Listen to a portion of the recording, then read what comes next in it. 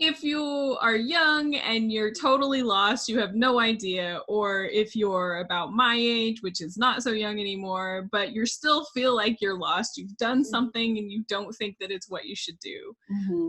And I've even spoken to people who are about 50, 55 years old, and they still feel like they're lost. Yeah. Where do you start? I know those are three completely different situations. Yeah. I mean, the good news is you can start at the same place, right? The best way to figure out what career trajectory or what field you should be in is Marie Kondo your life, right? Like what sparks joy, right? If you have been working in an office doing sales and that does not spark joy, that is a clear indication that you should probably not be in sales, right? You should do a career pivot Right. and figure out something else. And so what you don't enjoy doing is as valuable information as much as what you do enjoy doing, but you have to figure out what you do enjoy doing, right? And so it's important to, again, sit down, have that alone time, and just discover, like have some time of self-discovery, right? Like coaching came to me not because I was pursuing it.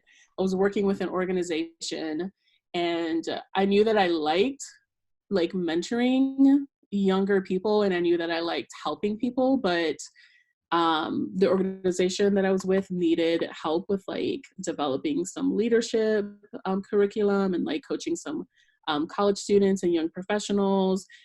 And at that point, I had built up a really good rapport with the leadership in the organization and with some of the volunteers. And so I was like, yeah, this sounds like something I could do, right? And so I started doing it and I loved it. And I did it for about 10 years with that organization.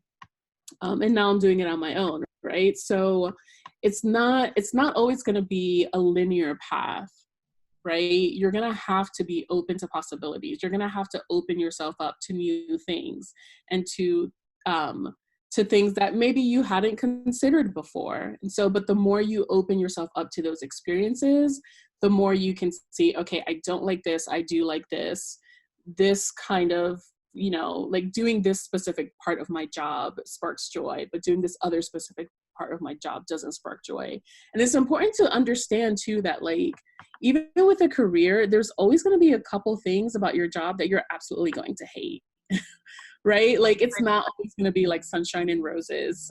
There are definitely going to be things that you don't want to do, but that have to be done. Like with my coaching business, like there are things, even though I'm working for myself, there are things that I don't enjoy doing, right? I don't enjoy like all the administrative stuff because that's just really boring to me. Like it's really tedious. I'd rather be doing other things like developing content and like actually meeting with people, but it's a necessary part of the job. It's a necessary evil in order to get to the bigger picture of what my career is. If most of your job you don't enjoy, except for like maybe one or two things, then that's another indication, right? That like maybe this isn't the best job for you. But if it's just like one or two things about your job and everything else is great, then maybe that is the right job for you. And so in terms of like figuring out your career, again, just like find what sparks joy, right? Because even like, let's take the sales example, right? Even though maybe part of your sales job is doing cold calling or like person-to-person sales, right?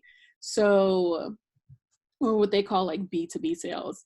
So maybe that's a part that you like. You like interacting with other people, but maybe when it comes to like actual numbers that you have to start talking about and like the actual sales pitch, maybe you don't like that, right? So even though you might hate your sales job, like you've learned something new in that career. You've learned that you actually enjoy directly talking to people and engaging with people on a day-to-day basis.